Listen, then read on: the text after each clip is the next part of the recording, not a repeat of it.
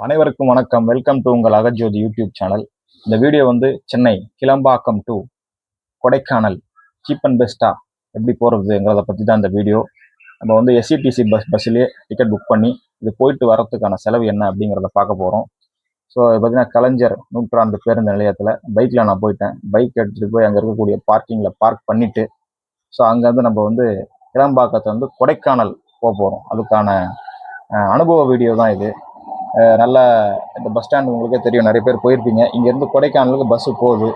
SCTC app மூலயமாக நீங்கள் வந்து அதை புக் பண்ணிக்கலாம். எஸ்சிடிசி கவர்மெண்ட் ஆப் மூலயமாக டிக்கெட் புக் பண்ணிக்கலாம். எனக்கு அப் அண்ட் டவுன் நாங்கள் 2 பேரை போனோம். அப் அண்ட் டவுன் சேர்த்து கிட்டத்தட்ட 3000 ரூபா தான் ஆச்சு.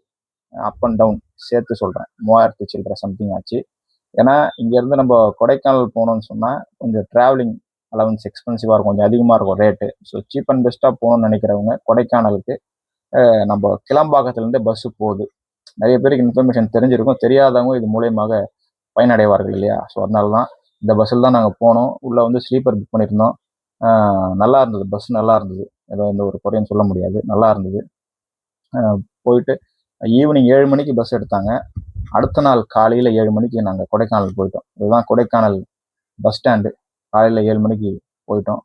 ஸோ அற்புதமான ஒரு அனுபவம். ஸோ சென்னையிலேருந்து கொடைக்கானல் போகணும்னு நினைக்கிறவங்க சென்னை கிளம்பாக்கம் அங்கேருந்து பஸ்ஸு வந்து ஈவினிங் டெய்லியுமே இருக்குது. ஈவினிங் டைமில் டெய்லியுமே இருக்குது. நீங்கள் ஆன்லைன்லேயே புக் பண்ணி போகலாம், நேரில் போயும் எடுத்துக்கலாம். அது உங்களுடைய விருப்பம் தான்.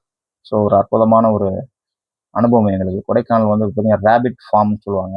அங்கே வந்து அந்த ஒரு எல்லாமே சீனரியில் இருக்கிற மாதிரி இருக்குது அங்கே இடம்லாம்.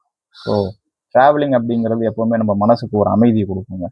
எல்லாத்தையும் மறந்துட்டு ஒரு ஒரு பீஸ்ஃபுல், ஒரு அமைதி எப்போவுமே அந்த ட்ராவலிங்கில் நமக்கு கிடைக்கும். ஸோ அதனால் இந்த கொடைக்கானல் ட்ரிப் ரொம்ப அற்புதமாக இருந்தது. கொடைக்கானல் போகணுன்னு விரும்புகிறவங்க புக் பண்ணி போகலாம். நன்றி, வணக்கம்.